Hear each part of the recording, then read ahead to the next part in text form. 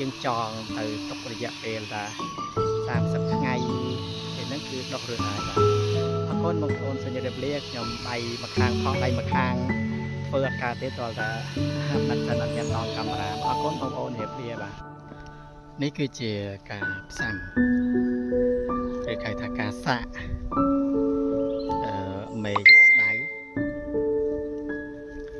អីអរសាក់ទេតែតាលើកដំបូងសាក់ផ្សាំមើលថ្ងៃទី24ខែកក្កដាឆ្នាំ2022